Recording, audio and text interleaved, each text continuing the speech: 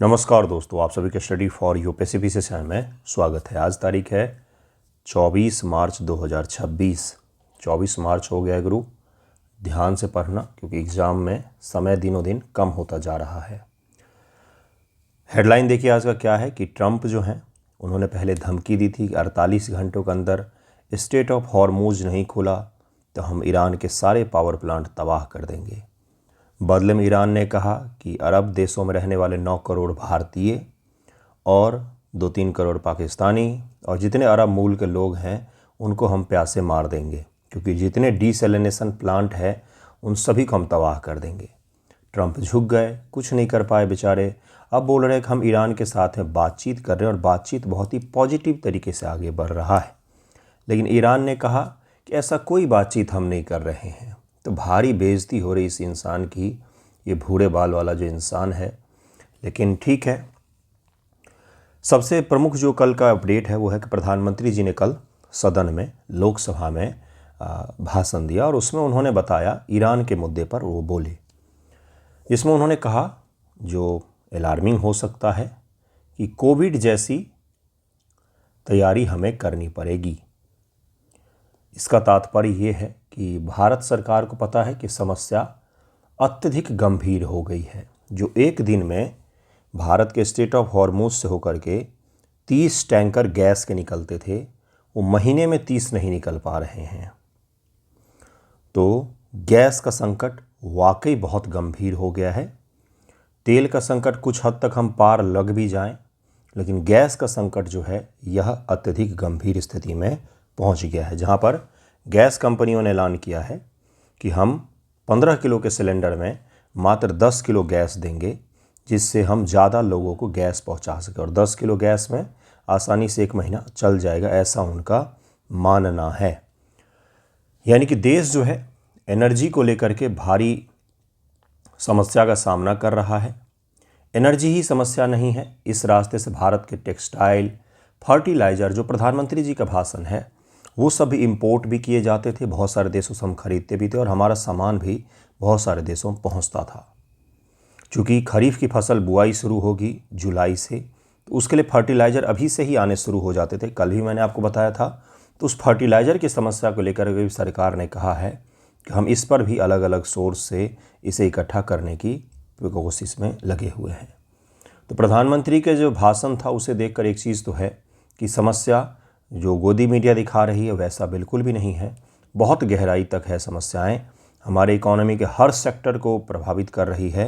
और सबसे बड़ा चैलेंज जो अब खड़ा हो सकता है, माना जा रहा है अगर ये युद्ध नहीं रुका तो, वो है अगर इससे गुजरने वाले, स्ट्रेट ऑफ हॉर्मुज से गुजरने वाले जो इंटरनेट के केबल्स हैं, अगर कोई उसे नुकसान पहुंचा देता है तो इंटरनेट स्लो डाउन की भी स्थिति बन सकती है।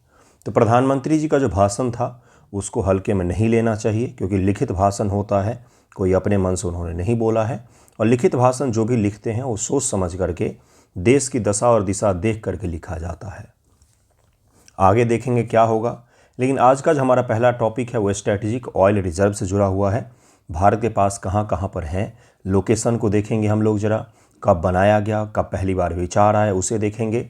फिर हम लोग डीसैलिनेशन प्लांट को देखेंगे, अलवणीकरण, जो विलवणीकरण प्लांट जिसको कहा जाता है, किस प्रकार से काम करता है, ऑस्मोसिस और रिवर्स ऑस्मोसिस क्या होता है। उसके बाद से थर्ड चैप्टर हम लोग देखेंगे, थर्ड टॉपिक, कि ब्राज़ील का उदाहरण लेते हुए बहुत ही डिटेल, बहुत सुंदर आर्टिकल आया हुआ है, जिसमें इथेनॉल वर्सेज इलेक्ट्रिक व्हीकल जो है कौन सा हमारे लिए बेहतर विकल्प हो सकता है, इसके बारे में बताया गया है। शुरू करते हैं। एक चीज़ और है, 24 मार्च हो गया है। 26 मार्च से 26 अप्रैल, 26 अप्रैल से 26 मई, 26 मई से 26 जून, ये आपके पास मुख्य रूप से पढ़ने का समय होगा। लास्ट का फिर 1 मंथ बचता है, इसलिए थोड़ा सा सीरियस होकर के, कंसंट्रेट होकर के, प्रीलिम पर में विशेष ध्यान देते हुए पढ़ने का अब समय आने ही वाला है, इसलिए ध्यानपूर्वक पढ़िएगा। जिन्हें अचीवर ग्रुप में जुड़ना हो, डेली प्रैक्टिस के लिए जुड़ सकते हैं। बहुत अच्छे लेवल के सवाल होते हैं, बहुत मेहनत से सवाल बनाए जाते हैं। तो अगर आपको जुड़ना हो तो ज़रूर मुझे मैसेज करें। देखिए आज का पहला टॉपिक, गवर्नमेंट ने कहा है, government strategic oil reserve about 2/3 full, इन्होंने कहा है।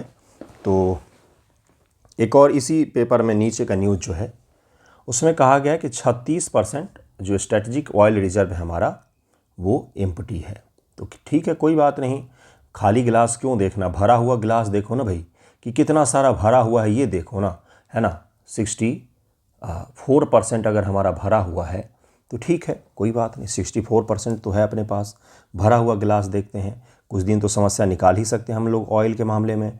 तो कहाँ कहाँ पर है ये रिजर्व और कब बनाने की बात आई थी, इसे ज़रा हम लोग सीखते हैं। और उसके साथ साथ जो आज का लास्ट टॉपिक मैं डिस्कस करूँगा उसमें बताऊँगा कि देश जब कोई दूर का थोड़ा सा सोचता है, जैसे ब्राज़ील एक हमारी तरह सेम टू सेम हर चीज़ हमारे जैसा ही है उसका, हमारी तरह एक विकासशील इकोनॉमी है, लेकिन उसने खाड़ी के युद्ध से सीखते हुए क्या परिवर्तन किए और उन परिवर्तनों को कितना बेहतरीन तरीके से उसने लागू किया, जिसके बदौलत आज वाकई ब्राज़ील जो है कई सारे क्षेत्रों में आत्मनिर्भर है। जबकि हम आत्मनिर्भर बोलते तो हैं, लेकिन 4 दिन के युद्ध में हमारे चूल्हे ठंडे पड़ने लग गए। तो ये आत्मनिर्भरता वाकई अभी उधार की आत्मनिर्भरता है, जिस पर अभी काम करने की आवश्यकता है। देखिए क्या कहा है, सुरेश गोपी हैं, यह पेट्रोलियम और प्राकृतिक गैस राज्य मंत्री हैं। इनका नाम पहली बार आपने सुना होगा। राज्यसभा में एक लिखित उत्तर में बताया कि भारत के रणनीतिक तेल भंडार वर्तमान में अपनी कुल क्षमता की केवल 2/3 64% ही भरे हुए हैं। 64 मैंने आपको पहले ही बताया, 64 लीटर भरा हुआ है, 36 लीटर अभी कम है। ठीक है, कोई बात, इन्होंने बता तो दिया कि कितना है। रणनीतिक पेट्रोलियम भंडार आखिरकार में होता क्या है। तो हर देश के पास में, जैसे आपको अगर गांव में रहे हैं तो आपको पता होगा, बरसात शुरू होने से पहले की बात मैं बता रहा हूँ, जलावन जो होते हैं लकड़ियाँ, उसको लोग सुखा करके घर में स्टोर कर लेते थे कि बरसात जब शुरू हो जाएगी तो बाढ़ की स्थिति में गैस भी नहीं पहुँच पाता, गैस का पहले चलन भी नहीं था और लकड़ियाँ भी नहीं मिलेंगी। तो कई सारे घर में गोबर के उपले या लकड़ियाँ इकट्ठा करके घर में रख लेते थे। बस वही चीज़ है ये। तो हमारा देश भी एक घर है, तो घर का ईंधन कैसे चले, तो एक घर में हमने इकट्ठा करके ईंधन को रख लिया, यही कहलाता है स्ट्रैटेजिक ऑयल रिजर्व। बस यही है, भारी भरकम शब्द है केवल, बाकी सब कुछ वही है। गोबर के उपले जो इकट्ठे करके रखते थे, लकड़ी इकट्ठे करके रखते थे, वही बस देश तो अब लकड़ी नहीं जलाएगा भी, तो फिलहाल में तेल हमारे पास में रखा हुआ है। अब आप समझ गए होंगे कि क्या है, भारी भरकम शब्द था केवल। इसका मुख्य उद्देश्य प्राकृतिक आपदा या वैश्विक मूल्य झटके जैसी आपातकालीन स्थितियों के दौरान आपूर्ति में आने वाली बाधाओं से देश को बचाना है। जैसे बारिश का मौसम आ जाता था, बाढ़ आ जाती थी कई बार, तो जिसके कारण से उस समय सारे सप्लाई चेन कट हो जाते हैं। तो आज ही बाढ़ वाले इलाकों में जाओगे ना आप, तो बाढ़ से पहले से वो तैयारी करने लग जाते हैं, घर को मजबूत करने लग जाते हैं, सामान को ज़मीन से ऊपर उठा करके रखने लग जाते हैं, पशुओं को छत पर में बांध कर रखने लग जाते हैं, और हैंडपंप जो है उसकी हाइट बहुत बढ़ा दिया जाता है। इसी कारण से सारी तैयारी इसी समस्या को लेकर के की जा रही होती है। भारत की एसपीआर क्षमता और स्थान कहाँ कहाँ पर है। भारत ने कुल 5.33 मिलियन टन कच्चे तेल के भंडार की क्षमता वाली रणनीतिक भूमिगत सुविधाएं बनाई हुई है। 5.33 मिलियन टन के करीब में बनाया हुआ है।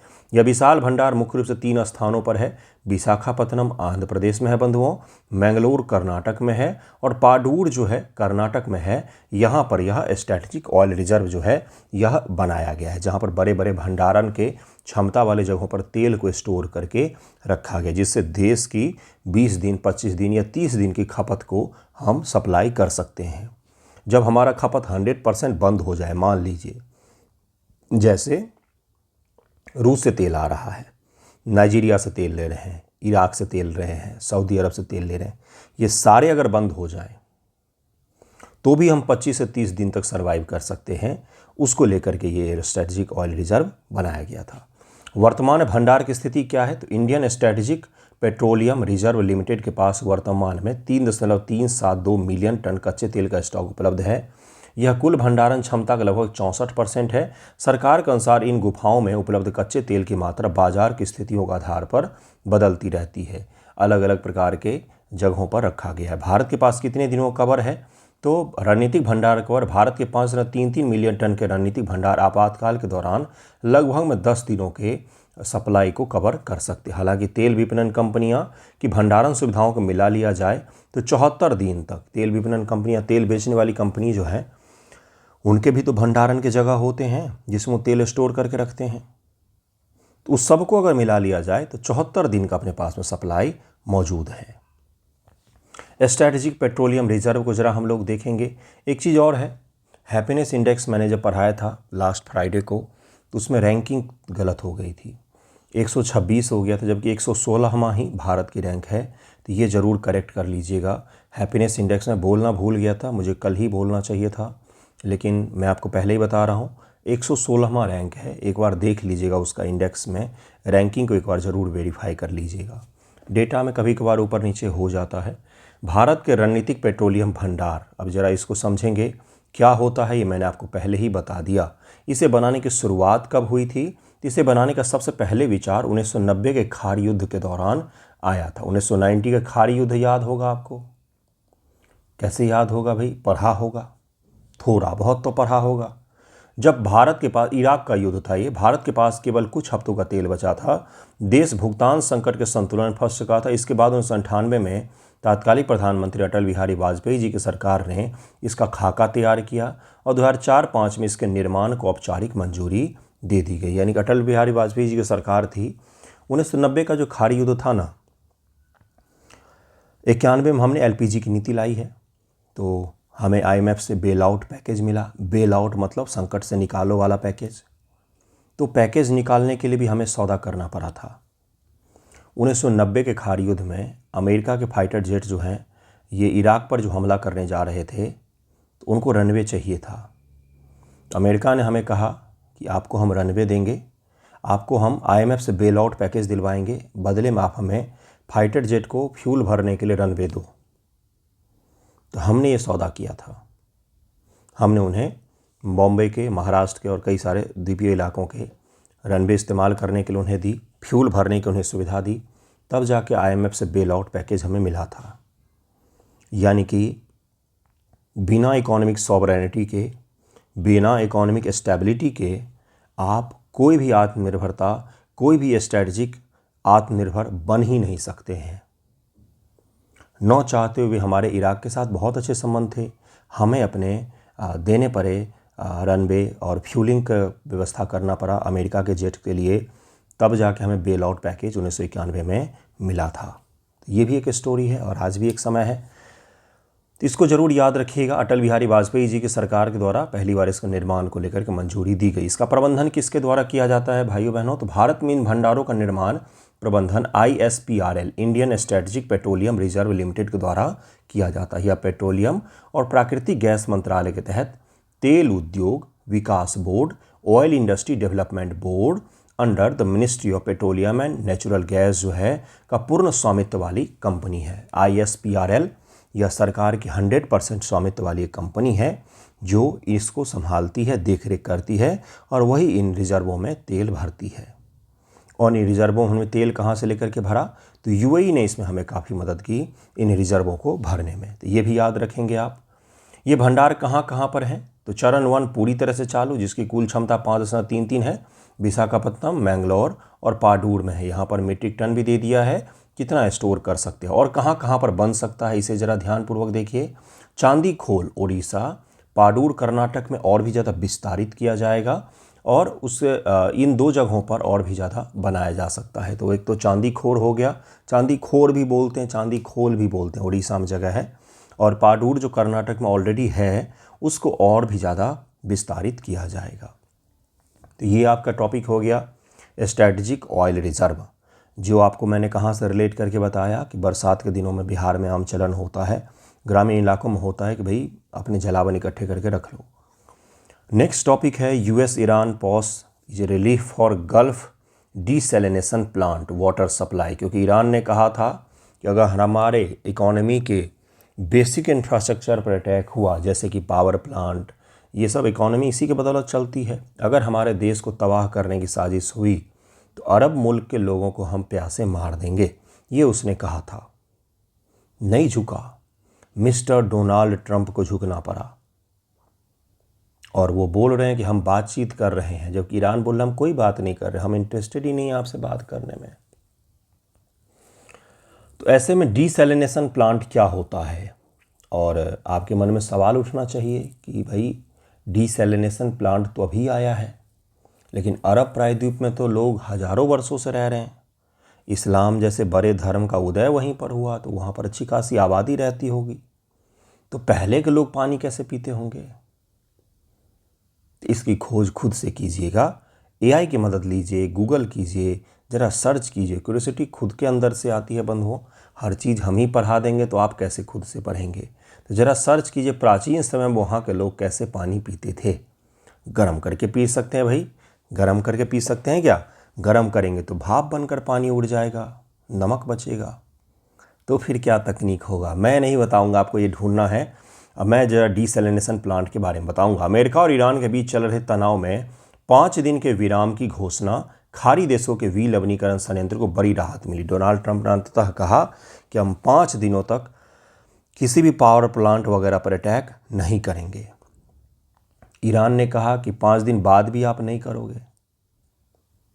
मतलब इसी को बोलते हैं कि ज़बरदस्ती युद्ध में फंस जाना और फंस करके अपना पूरा बर्बाद कर लेना। यही अमेरिका ने इस बार किया है। इसको उसकी रणनीतिक भूल कही जाएगी। जो वियतनाम में उसके साथ हुआ था वही चीज़ यहाँ भी उसके साथ में हो रहा है। लेकिन क्या अमेरिका ने अचीव किया? तो भारत और चीन जैसे फास्टेस्ट ग्रोइंग इकॉनमी पर ब्रेक जरूर लगा दिया उसने। जो वो चाह रहा था, डॉलर की संप्रभुता को फिर से उसने मजबूत जरूर कर दिया। क्योंकि 1 रुपये बराबर कितना हो गया है? 1 डॉलर बराबर कितना हो गया है? 94 हुआ है। मुबारक हो, 94 पर पहुंच गया है। 64 पर पहुंचने पर हम हो हल्ला कर लेते थे। चलिए देखिए क्या है विलवनीकरण क्या होता है। समुद्र का पानी खारा है, नमकीन होता है। कभी आप समुद्र गए हैं? बहुत नमकीन होता है। मतलब अगर आप कपड़े पहने हुए हैं और आप समुद्र में नहाने के लिए जाएंगे, पर बाहर निकलेंगे, कपड़े सुखाने पर आपके जेब में नमक के कण मौजूद होंगे। तो इस प्रकार का खारापन होता है उसमें। यह खारे समुद्र तल पीने योग्य मीठे पानी बदलने की प्रक्रिया है। यह उन तटीय क्षेत्रों के लिए जीवन रेखा है जहां प्राकृतिक मीठे पानी के स्रोत उपलब्ध नहीं है। यानी कि ये जो कहा जाता है कि बिना जल के मानव खत्म हो जाएगा, ये तो झूठ है। क्योंकि पृथ्वी पर इतना बड़ा समुद्र है, कल को अगर मीठा पानी खत्म भी हो जाए तो डीसैलिनेशन प्लांट लगाएंगे हम, चारों तरफ हमारे समुद्र ही समुद्र है, वहाँ से पूरे देश को वाटर सप्लाई कर सकते हैं, है ना। लेकिन इतना आसान नहीं होता है। ज़रा देखिए क्या है इसको क्या कहा जाता है, प्रमुख विधियाँ क्या क्या हैं। पहला होता है रिवर्स ऑस्मोसिस, दूसरा होता है थर्मल उष्मीय विधि। खारे पानी को गर्म किया जाता है, उससे निकलने वाली भाप को इकट्ठा करके फिर ठंडा करके शुद्ध पानी प्राप्त किया जाता है। आपने इस विधि को देखा है। पानी को गर्म कर रहे हैं, गर्म करने पर भाप बन रहा है, भाप उठता है, फिर उस भाप को हम लोग इकट्ठा करते हैं, जिससे बूंद बूंद टपक कर वो मीठा पानी इकट्ठा हो जाता है एक जगह पर। ठीक है, तो उससे क्या बनेगा भाई? उससे बनेगा मीठे पानी का हमारे पास आ जाएगा, नमक उस बर्तन में इकट्ठा रह जाएगा। तो ये कुछ तरीके होते जिसके द्वारा हम सॉल्ट को अलग कर सकते हैं। आपने सॉल्यूशन चैप्टर पढ़ा है क्या केमिस्ट्री में? सॉल्यूशन, सॉल्वेंट, सॉल्ट, ये सब क्या होता है पढ़ा होगा आपने कि किन किन विधियों से इम्प्योरिटीज़ को अलग की जाती हैं। तो वही इम्प्योरिटीज़ है यहाँ पर। क्या है? खारा पानी। इसमें इम्प्योरिटी क्या है? तो नमक है, उससे हमें अलग करना है। तो एक तरीका होता है आरओ का, जिसको कहा जाता है रिवर्स ऑस्मोसिस, जो ऑस्मोसिस का ठीक अपोजिट होता है। एक होता है गर्म करने वाला विधि। तब जरा इसे डिटेल में देखते हैं। इसकी आवश्यकता क्यों पड़ती खाड़ी देशों में? भौगोलिक कारण। इन देशों में वर्षा बहुत कम होती है, नाक बराबर में होती है। भूजल यहाँ पर सीमित है, यहाँ कोई नदी नहीं है, केवल वाडी, एक सूखी घाटी है जिसमें पानी नहीं होता है। खाड़ी सहयोग परिषद Bahrain, Kuwait, Oman, Qatar, Saudi Arabia ये भारी मात्रा में इस तकनीक पर निर्भर हैं। 2018 के अनुसार यहाँ 172 विलवनीकरण स्टेशन है, जिनमें सबसे अधिक ओमान में 65 है, सऊदी अरब में 44, यूएई में 40 और इनकी कुल क्षमता 22 बिलियन लीटर प्रतिदिन का है। यानी कि जितना ये तेल निकालते हैं उतना ही ये पानी भी निकालते हैं पीने का।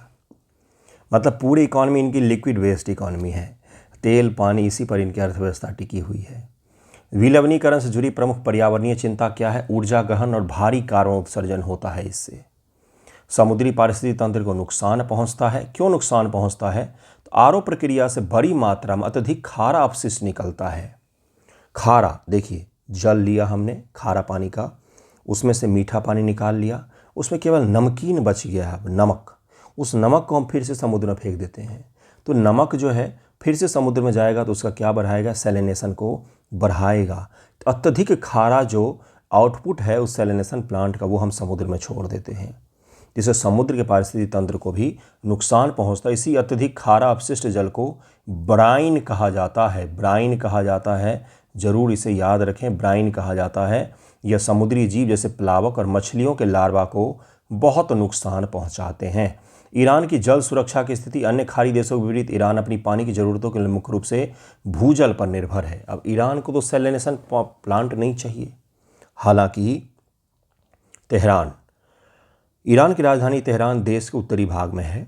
इसे देश के दक्षिण में शिफ्ट करने की योजना है। उसके पीछे सबसे बड़ा कारण यही है कि ईरान की राजधानी में वाटर स्कार्सिटी बहुत ज़्यादा हो गया। पानी की समस्या अतिशय स्तर की पहुंच गई, यानी कि पीने तक का पानी उपलब्ध नहीं था, जिसके कारण से पिछले साल वो राजधानी को दक्षिण स्थानांतरित करने की योजना पर काम कर रहे थे। लेकिन इसका डिसैलिनेशन प्लांट पर यह निर्भर नहीं। यहाँ पर कई सारी नदियाँ हैं, यहाँ पर कई सारे प्राकृतिक ऐसे टेरेन हैं जहाँ पर आसानी से पानी प्राप्त हो जाता है। 5 वर्षों से ईरान भयंकर सूखा का सामना कर रहा है। वो अपनी विलवनीयकरण क्षमता बढ़ाना चाहता है, लेकिन अंतर्राष्ट्रीय प्रतिबंधों के कारण से वो ऐसा नहीं कर पा रहा। अब जरा डिसैलिनेशन प्लांट को हम लोग देखेंगे, जहाँ पर आरओ सिस्टम काम करता है, रिवर्स ऑस्मोसिस सिस्टम काम करता है। विलवनीकरण संयंत्र वह औद्योगिक सुविधा है जहाँ पर खारे पानी को पीने योग्य पानी बनाया जाता है। इसके अलग अलग चरण हैं। इन 6 चरणों को हम लोग याद रखेंगे।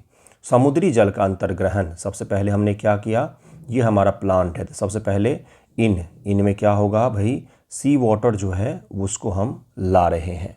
सेकेंड स्टेप में क्या होगा, सी वाटर के साथ बहुत सारे कंकर, बजरी, समुद्री जीव जंतु, रेत इत्यादि चीज़ें आ सकते हैं। तो सबसे पहले रेत के फिल्टर से इनको गुजारा जाता है। रेत एक फिल्टर का काम करता है, आपको पता है। आप उसमें गंदा पानी डालेंगे, इधर से तुलनात्मक रूप से आपको साफ पानी दिखेगा। तो सबसे पहले उसे क्या करते हैं, पानी को कई तरह के फिल्टर जैसे कि रेत फिल्टर से गुजारा जाता है, ताकि ये बड़े बड़े कण जो हैं वो अलग हो जाएं। इसके बाद से अगला चरण होता है जिसको कहा जाता है रिवर्स ऑस्मोसिस। रिवर्स ऑस्मोसिस इसको कहा जाता है। आरओ सिस्टम इसको कहा जाता है। आपके घर में भी लगा होगा आरओ सिस्टम, आरओ लगता है अब सब जगहों पर। ऑस्मोसिस का ठीक अपोजिट होता है रिवर्स ऑस्मोसिस। अभी मैं पढ़ाऊंगा आपको रिवर्स ऑस्मोसिस क्या होता है, क्योंकि यह बहुत इंपॉर्टेंट है इस बार। अब इस साफ हुए खारे पानी पर बहुत अधिक दबाव डाला जाता है। इसे एक अर्ध पारगम्य झिल्ली सेमी परमिएबल मेम्ब्रेन से जबरन गुजारा जाता है। जबरन गुजारने के दौरान क्या होगा, नमक और खनिज संसाधन एक तरफ ही इकट्ठा हो जाएंगे। नमक और खनिज संसाधन जो हैं वो एक तरफ इकट्ठा हो जाएंगे और पानी जो है वो दूसरी तरफ चला जाएगा। लेकिन यह पानी पीने योग्य नहीं है, क्योंकि सारे खनिज संसाधन जो हैं, मिनरल्स जो है वो दूसरी तरफ ही रह गए। तो ये बहुत ही स्वादहीन, बहुत बर्बाद पानी होता है। बैटरी में डालने वाला पानी देखा है क्या कभी आपने? इन्वर्टर में जो पानी डाला जाता है उसी प्रकार का यह पानी होता है। ठीक है, इसको पी नहीं सकते हो आप, बहुत खराब लगता है। अब इसमें क्या करेंगे हम, इसमें मिनरल्स को ऐड करेंगे, मैग्नीशियम, कैल्शियम इत्यादि मिनरल्स को ऐड किया जाता है, तब जाके यह पीने योग्य बन पाता है। आरओ से निकला पानी इतना अधिक शुद्ध होता है कि उसमें मानव शरीर के लिए जरूरी प्राकृतिक खनिज भी नहीं बचते, उनका स्वाद भी अजीब होता है। इसलिए इस चरण में पानी में आवश्यक खनिज जैसे कैल्शियम, मैग्नीशियम वापस से मिलाए जाते ताकि कंजम्पशन रेडीनेस हो सके, खपत के लिए तैयार हो सके यह पानी। और इसमें हम लोग मिनरल्स मिलाते, कैल्शियम, मैग्नीशियम कई सारे, तब जाके इसको पिया जाता है। पेयजल वितरण फिर होता है टैंकर या अलग अलग सप्लाई के माध्यमों से पूरे अरब प्रायद्वीप में अपने देश जो है अपने लोगों तक यह पानी पहुंचाते हैं।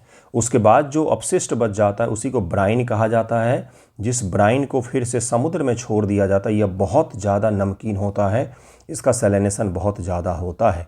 देखिए यही है RO system, osmosis and reverse osmosis.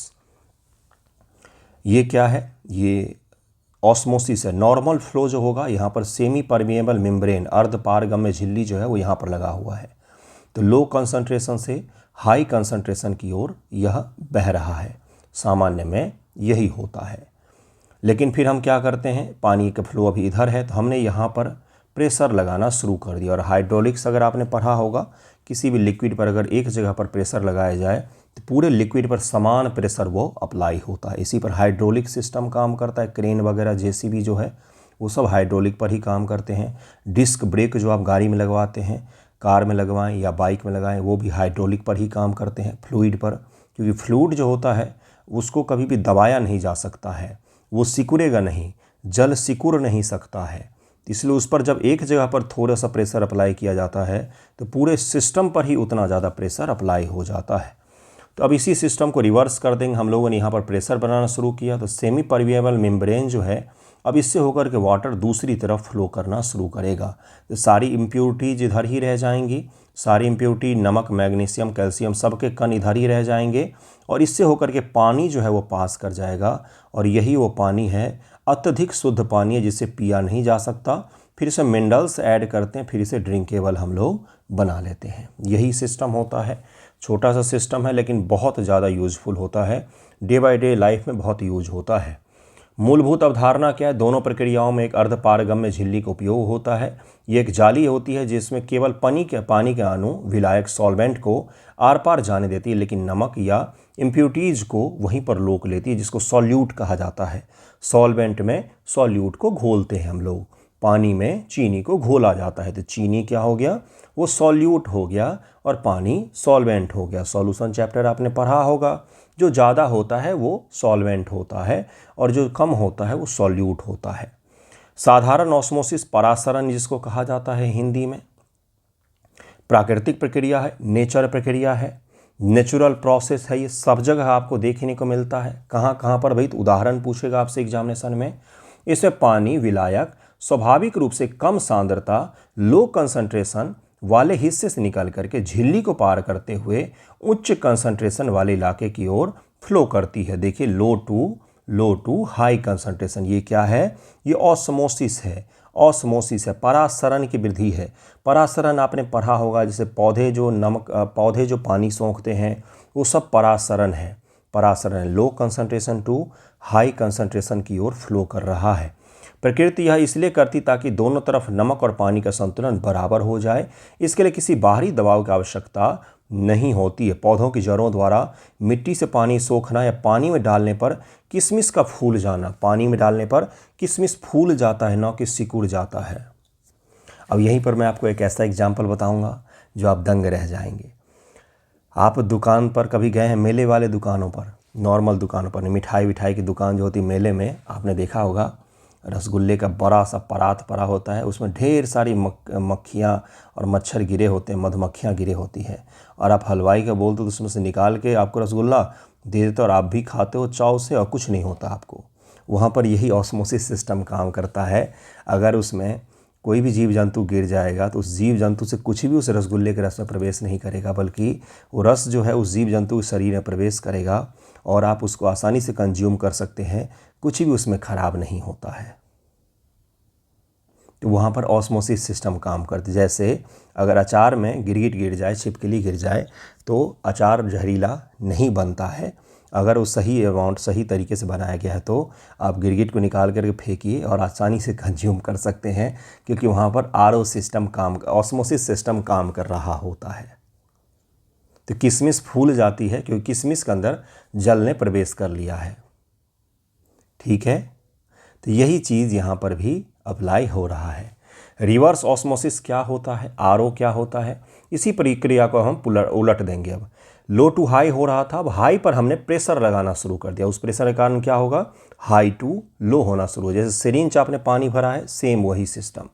यह कृत्रिम मानव निर्मित प्रक्रिया है जो प्राकृतिक ऑस्मोसिस के बिल्कुल विपरीत होता है। इस पर हम लोग क्या करते हैं? बाहरी दबाव करते हैं, जिसके कारण से पानी जो है वो लो टू हाई की जगह हाई टू लो बढ़ने लग जाती है, जिससे इम्प्योरिटीज अलग हो जाती है और पानी पीने योग्य बन जाता है। इसे ज़रूर याद रखिएगा, विलवणीकरण के लिए यूज होता है। और घर में जो आरओ सिस्टम लगा हुआ है उसमें भी यही रिवर्स ऑस्मोसिस काम करता है। आपसे एग्जाम में क्या पूछेगा? Solution, solute, solvent, triple S के बारे में पूछ सकता है। बहुत आसान है याद रखना, तो विलायक, विलेय ऐसे ही याद रख सकते हैं, विलियन, है ना। और आपसे एप्लीकेशन पूछ सकता है, आरओ का एप्लीकेशन क्या है, ऑस्मोसिस का एप्लीकेशन क्या है, परासरण की विधि क्या होती है, या प्रीलिम में भी आपसे पूछ सकता है, या डीसैलिनेशन प्लांट कैसे काम करता है, इसमें से ब्राइन जो हमने देखा है उसके बारे में पूछ सकता है। नेक्स्ट टॉपिक है why India must step on the gas with ethanol. इसको हम लोग कल के टॉपिक में पढ़ेंगे। बहुत इंपॉर्टेंट टॉपिक है, ब्राज़ील का है, तो इसको पढ़ाने में मुझे कम से कम आधा घंटा 20 मिनट तो लगेगा ही। बहुत डिटेल टॉपिक है, इसे हम लोग कल पढ़ेंगे, ठीक है। तो थैंक यू सो मच आप सभी का वीडियो देखने के लिए। आई होप आपको अच्छा लगा होगा, समझ में आया होगा। जब चीज़ें समझ में आने लग जाती तो फैक्ट्स को याद करना आसान हो जाता है, ठीक है बंधुओं। तो धन्यवाद आप सभी का वीडियो देखने के लिए।